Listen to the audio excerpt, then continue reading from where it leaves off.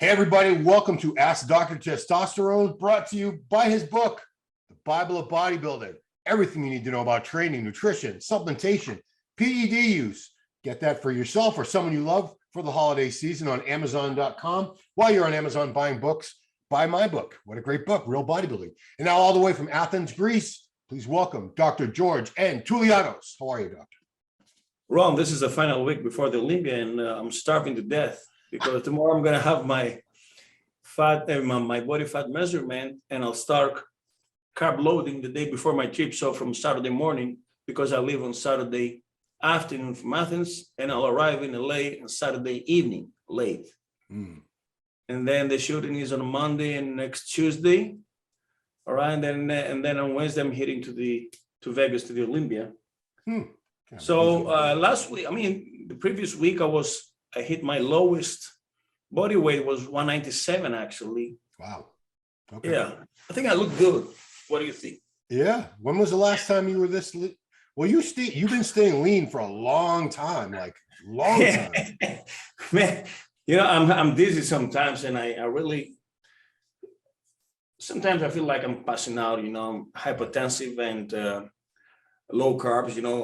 It's like ketosis, and they make you feel dizzy and blurry. Sometimes you don't have clear thoughts. Of course, training sucks. There's no pump. There's no volume. So exactly, I follow the diet of pre-contest. Okay, and I have to be first straight with the audience. Now,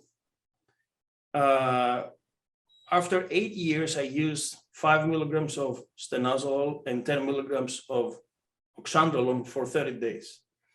I have access to pharmaceutical grade, those compounds, because we use them for highest HGH, but just for small amounts.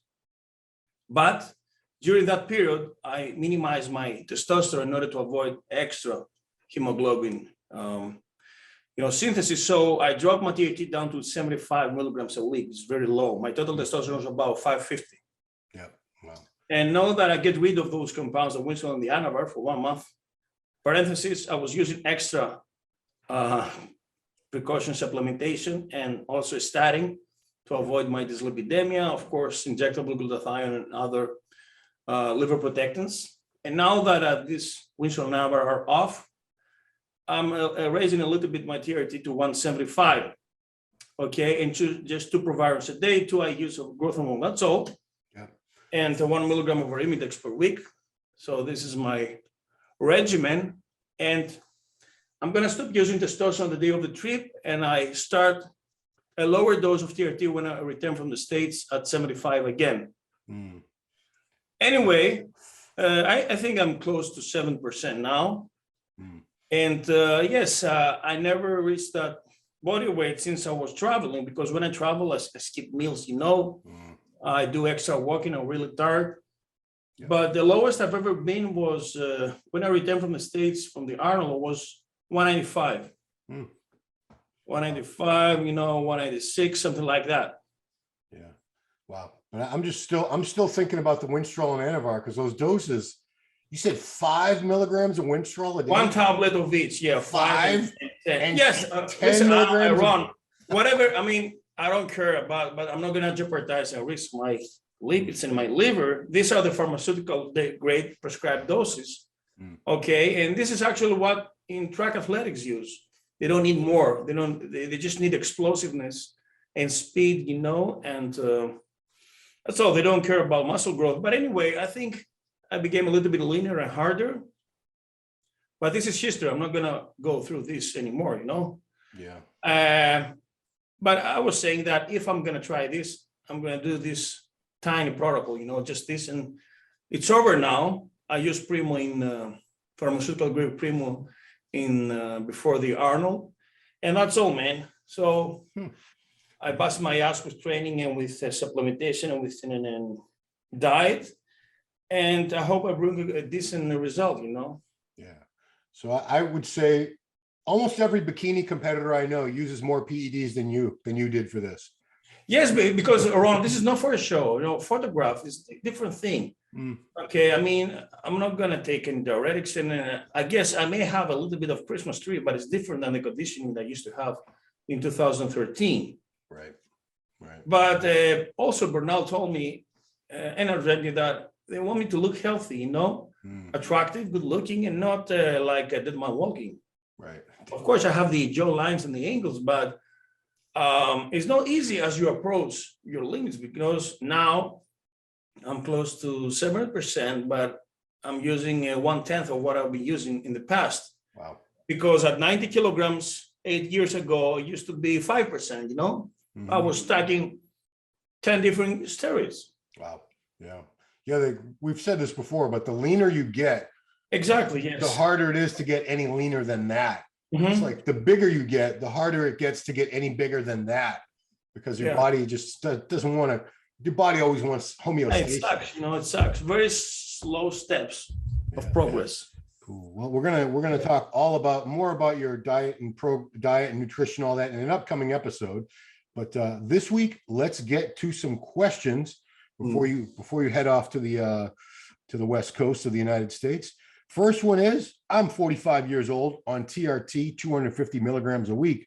My question is, can I eat 200 grams of rice with each meal at my age without increasing my blood sugar and cholesterol? I eat 6 meals a day. I work out 5 days a week. If it's a bad idea, what can I eat to increase my size naturally? 200 grams of rice with each meal. Yes, I suggest to eat either brown rice or red rice, or even better, black rice, the wild one. That is a lot of fiber, and consume first the protein and afterwards the carbs in order to avoid the insulin spike, to control it, to be moderate. Yeah, that's all. I mean, this is my, of course, avoid the white rice because it has zero fiber and spikes the insulin, but it's very easy to be digested. Right. But the point is create then issues with spiking on insulin, and then you're really hungry afterwards. Well, see, it's interesting that you brought this up, because I was actually, my son has colitis, and I'm reading a book called Patient Heal Thyself.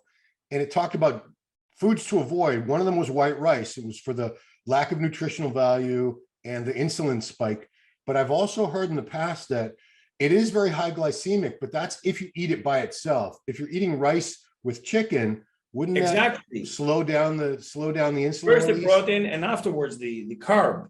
Well, but if you have the organic form of brown that has also the big complex vitamins, chromium and stuff, and minerals, then you avoid the increase of glucose that later will lead to hypoglycemia, starvation, crabbing, Yeah, because I eat rice every day with rice and chicken. It's white rice. I've been eating white rice for 30 years. I tried brown rice. It's like rubbery. It's hard to chew. It's hard, and it's hard also to digest. And this is the key in order to avoid feeling hungry. Okay.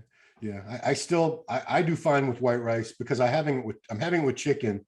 So I don't think I'm getting that. If you have constipation, you need brown rice. Well, I don't have constipation. No. Yeah, it's good for the colon, Yeah.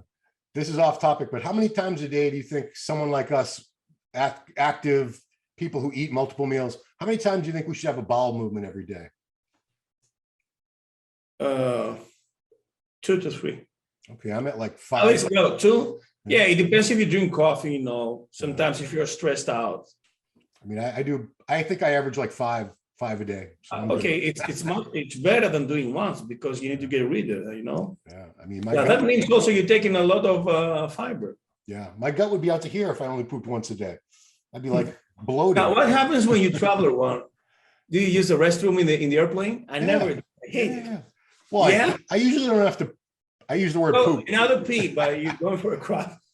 If I have to, it's rare though. It's rare, yeah. But if I have to, I'll go. Very embarrassing. Well, it's embarrassing because somebody's waiting outside to get in. Plus, the bathrooms are this big. It's funny when people talk about the Mile High Club and having sex in an airline bathroom. Oh, come on. Good law. How does that? What about the airports? Are you using the restroom in the airports? Yeah. If I have to go to the bathroom, I'm going to go, unless it's some disgusting highway rest stop that's, really filthy. But you got to go. You got to go. All right, enough poop talk. Let's talk about some GH. I'm using HGH 5 days a week at 1.5 units I use per day. on my days off, would there be any benefit to using MK677? It was suggested to me to stimulate my own production growth hormone. Yeah, we said that before. You can still maintain your hypothesis active, and you can avoid extra GH. That means it's gonna increase the cost. Yeah. Also, instead of MK6, you can use Sermorelin, GHRP6 and RP2. Yeah. Did you see how much GH the Liver King uses? No, how much? 10 units a day. And then I think I was hearing 12 to 15 units a day. Wow. Pharma. He was spending 120 to 180,000 US dollars a year on growth hormone. That's a lot of money. Is he as good as the amount of he's using? He looks pretty good. I mean, are you aware of this whole Liver King thing? He just got busted lying about being on steroids this whole time. But he's an FBB pro? No, he's this guy with a beard. He promotes ancestral living. He eats big chunks of raw liver. It's crazy. I can't believe you haven't heard of the Liver King. He's only been around for maybe the last year on social media, YouTube and Instagram, TikTok, but he got very famous very fast. And supposedly he made $100 million selling his supplements. Really? Yeah. But now he's in trouble. Some emails got leaked from a coach of his putting his steroid cycle out there for everybody. So now everybody knows he was lying because he would go on podcasts and people would say, "Are you on steroids?" He's like, "No, I'm not on steroids. I've never touched a steroid." And he's huge. He's jacked. He's big, ripped guy. But anyway, Liver King. Check it out. You'll have a good laugh. Just look up Liver King. All right. Here's a great question. Does human growth hormone make your head bigger? I don't have this problem, but people tell me they have it. I've been on HGH for 6 months now. Yeah, that's a big controversy. Now, theoretically, what enlarges is the lower mandible, the jaw, cheekbones also become more prominent, and your forehead. Now, I believe Arnold has a big head, right? It's pretty big. Anyway, I think you should abuse for a long period of time. But theoretically, the brain and the eyeballs, because they are closed in cavities, they do not enlarge. Okay. Like the soft tissues. But what about the cranium? Could that even, it's a bone. How can that get bigger? I don't understand. No, the special spots is the chin, the elbows, okay? Sometimes they say the toes, you need bigger shoes. Well, supposedly Dave Palumbo's feet grew like, I don't know. His feet he's 5'9" and he's got, I think, like size. I have to tell you, I was wearing 9 in high school. Now I'm using 9.5, perhaps. Okay. But I mean, I've heard of people going up like 3-4 shoe sizes from growth hormone. And Barry, there was a famous baseball player named Barry Bonds with the whole Balco Victor Conti scandal. Supposedly his hat size went up like 2 or 3 hat sizes from the growth hormone. His head got bigger. So there are cases. Well, bodybuilders and FBB pros, I mean, in the Olympia competitors, of course, it would be the perfect specimen to answer this question. Yeah. Well, the years, Well, some of them, their heads do look a lot bigger than they used to, but when they go off all the drugs and their bodies shrink, a lot of times the head seems to me like it goes back to normal. They still don't have the big clunky heads. All right. Final question. This is for both of us. Do you think I could add 50 to 100 milligrams a week of Trenbolone Acetate or Enanthate to my HRT protocol? I'm currently on Sustanon 250, doing 200 milligrams a week, split into 2 shots, and HCG 1500 IU 3 times a week. Is it possible to add a low dose of Tren for life? Is it sustainable? What about side effects? Would a low dose affect my cardiovascular health, my personality, make me angry? I know Tren is very dangerous. Thank you. First of all, Ron, this is not an HRT regimen. This is a cycle, okay? Yeah. Everything is abused over here. Testosterone, HGH. Now, Tren, even in minor doses, yes, in the long run, will create issues in liver enzymes and in lipids, apart from degradation of CNS neurons, or perhaps increase the blood pressure that will affect the glomerulus. Even DECA, you cannot run DECA for the rest of your life. You know, you can go on and off with DECA in small amounts for the sake of your joints.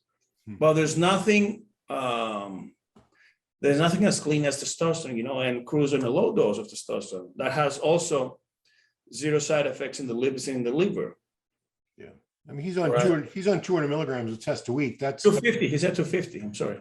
Well, he said he's using Sustanon 250, but he's only doing. I'm sorry. Then okay, testosterone is fine, but 1,500, 1,500, 3 times a week. This is crazy. That's the HCG 1,500. Now HGH 1,500 weekly is okay.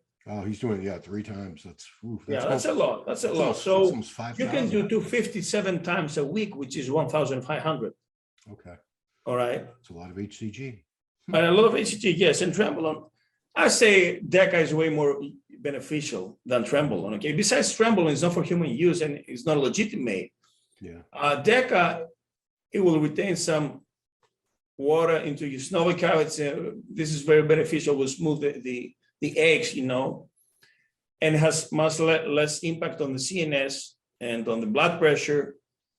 Okay, maybe Tren is not supposedly semi-alkylated and liver a little bit toxic, but there was a guy in my office years ago that he had 3 digital liver enzymes and dyslipidemia, even with 1 ml of Tren per week. Wow. Yeah. So it's interesting. You know, I know Tren was never made. It was made for cattle. Yeah, for cattle. Yeah. Okay. Parabolan. Yes. But why did they make Parabolan for humans? I don't even understand why it was ever made. Yeah, for HIV in France, because in France, AIDS was many homosexuals in France, I guess, and they used it in the 90s because it was a pandemic, you know, back then. Okay.